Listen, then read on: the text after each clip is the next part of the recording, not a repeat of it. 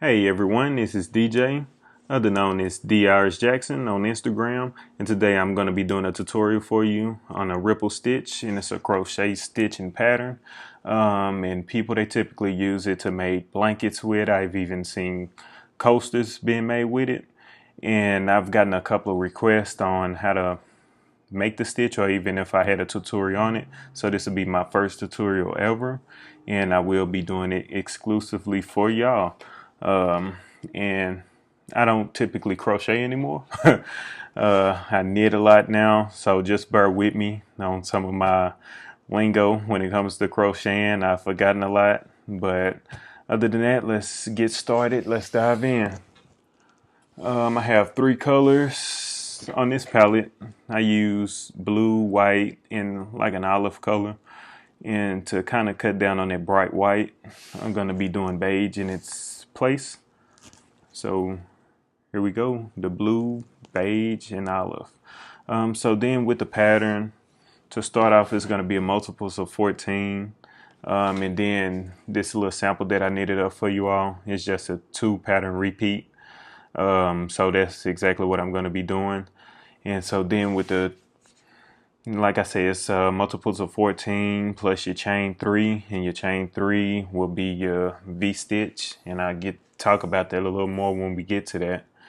And this video isn't going to be just pretty much going into the basics of crocheting, because if you're here wanting to know how to do this pattern, I'm assuming that you already know pretty much the basics as far as single crocheting, chain stitch, double crocheting, even treble crocheting, because this pattern is written in UK, but I took it and kind of read it, and turned it into US version. So we are starting off with our 14 plus 14, 28 plus our 3. So let's get started.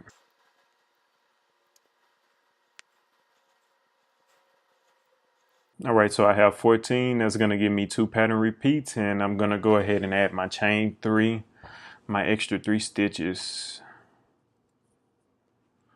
All right, so then with this pattern, as I mentioned before, that the first stitch throughout the whole pattern, once you go ahead and start a new row, it'll be a V-stitch. And so then what the chain 3 actually gives you is your first double crochet, and then the first stitch you'll be going into, you'll be double crocheting again, and then that'll give you your V-stitch. And to the UK followers and watchers, it'll be treble stitch for you. And it's pretty much the same thing. It's just a little bit different terminology. So we have our chains. You chains however many multiples of 14 plus your 3, and then we're going to double crochet into the 4th stitch. So I have my double crochet, and then here, you probably can't see it as well, I have a little V. It's not so neat as if you were to work it up, but it's a V. And again, just bear with me. It's been a minute since I crocheted. Like I said, I knit mostly now. And also, this is 100% cotton yarn that I'm using. If you do crochet or knit, you know about cotton if you have used it. And it's pretty rough on the hands. So again, just bear with me. So you double crocheted into the 4th stitch. It gave you your first V, and then you're just going to double crochet 4 over the 4 stitches, over the next 4 stitches. All right, so we got our 4 stitches done, and what we're going to do is we're going to come to our first decrease, and so then it's going to be a decrease over 4 stitches, giving us 2 stitches. And so then it'll give us this first little dip right here. And so then we're going to go ahead and get started with that, and the decreases will be double crochet 2 together. I forgot the abbreviation for it. But yeah, you're going to be double crocheting 2 together. And like I say, I'm assuming that you're already at an intermediate level, so you should already know what it is. So that's my first decrease. All right, then I have my second decrease. And then once you have your 2 double crochet decreases, you will go ahead and proceed to just double crochet 4 over the next 4 stitches again.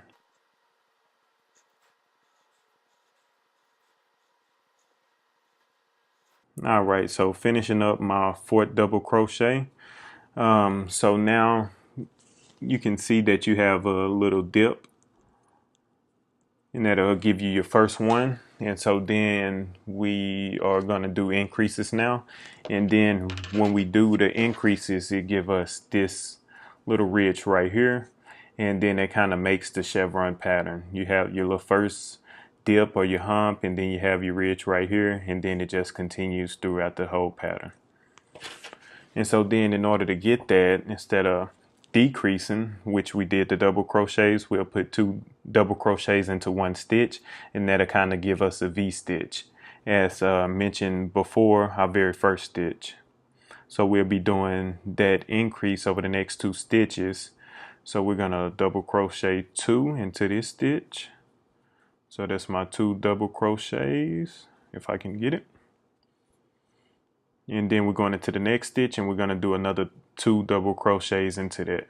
So with that, we have two V stitches, a total of 4 double crochets, and a total of 2 stitches.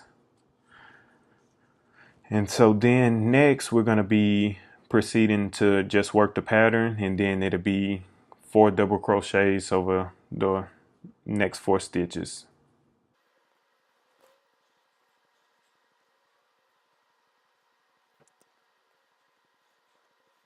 All right, so once you finish up with those 4 double crochets, you're gonna do another 2 double crochet and decreases.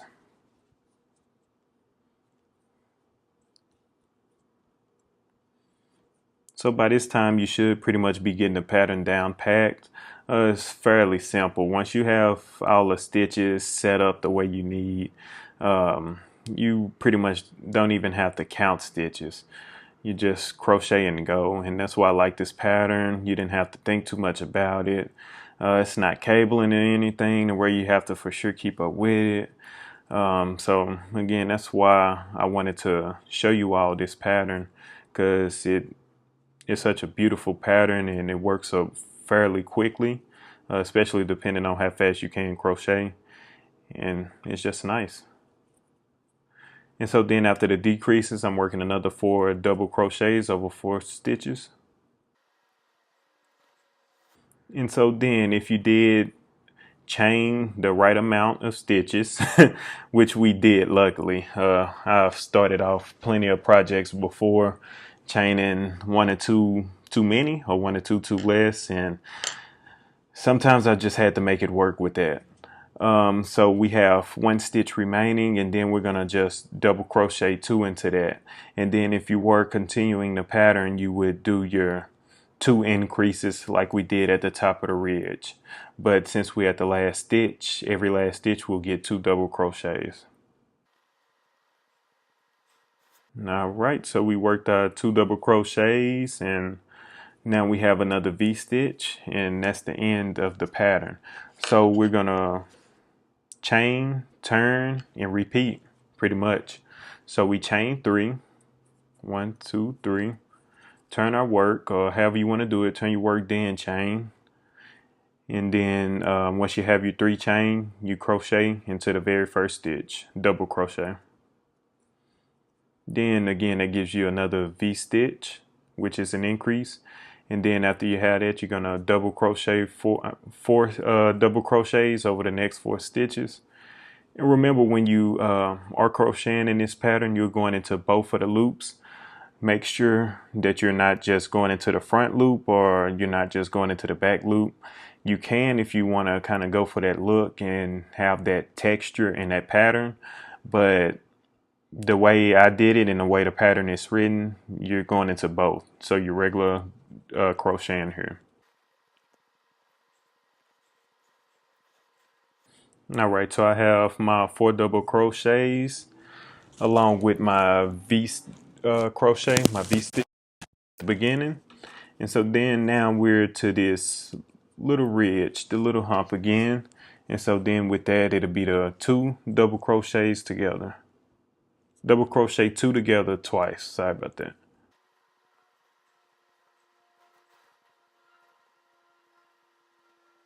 All right, we had those. So we're going to work another 4 double crochets over the next 4 stitches until we come to our increases. And remember, it's always going to be 4 double crochets separating your increases from your decreases. So once you do your decreases, you know you're going to work 4 double crochets over the next 4 stitches. And once you do your increases, you know that you're going to work another 4 double crochets following your decreases again. And that's the pattern pretty much. And like I say, it's fairly simple to remember. And once you get the hang of it and start recognizing the stitches, you for sure will be able to work the pattern without even needing to count. So we worked our 4 double crochets, and now we're going to do 2 double crochets into each of the next 2 stitches, which is going to give us a total of 4 double crochets in the next 2 stitches. All right, so that's our 2 increases, and again 4 double crochets.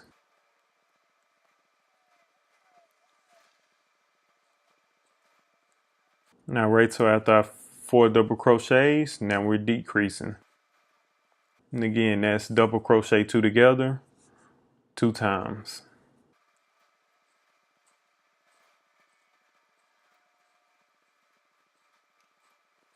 All right, so we're finishing up our 4th double crochet and we're to the end here. And when you work the ends, you want to for sure make sure that you are paying attention to what stitch you're going into. It's going to be the chain 3 that you're going into. You want to go into the very top, or pretty much whatever looks the neatest to you, because in the pattern I believe they say go through the 2nd chain or something, but I've done that and to me it just didn't look right.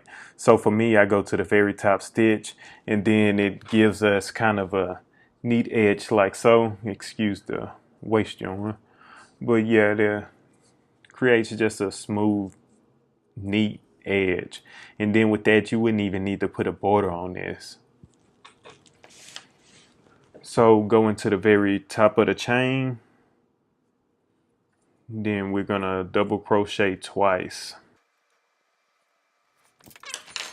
All right, and right now you can see that's the stitch I went into. There's a big hole in it, but once you start working up the pattern, the hole, it kind of just levels out with all other double crochets and stitches, and you wouldn't even be able to tell. But you can see right now that the chevron pattern is pretty much starting. And so then with this, you could change colors right now. If you wanted to go ahead and repeat this pattern 1 or 2 more times with this color, you could do so however many times you wanted to. You could do a blanket in all one color and it just be chevron pattern all the way up one color. But to make it a little more fun and interesting, I like to change colors, and I did them a total of 3 times each color, and it gave me this kind of a thickness on the colors. So you could even play with it a little bit with this little, I guess you could call it a swatch. You could play with the colors a little bit before you went full on blanket. Especially casting on all those stitches, I would for sure play with the colors and know in which ways you would want to work them up. Because when I did my first blanket in a chevron pattern, it's like I've come to certain colors and I didn't know exactly where I wanted to put those colors in or how I was going to incorporate them. So it's pretty much just trial and error as I went. And most of it was staying if it was an error, just because I didn't want to take the color back that I've already worked 1 or 2 rows, possibly even more rows up with the color already. So the blanket came out how it came out based on a bunch of errors that was being made during the process of making a blanket. So that's pretty much it. You have fun working up this chevron pattern. I thank you all for even requesting and wanting to see a tutorial on it. That allowed me to be able to make this tutorial today. In the future, be looking forward to more. I'm going to post a picture of my blanket here at the end. Remember to follow me on Instagram, like the video, share it, save it. Just make sure you use it to your benefit. And I thank you all so much. Have fun.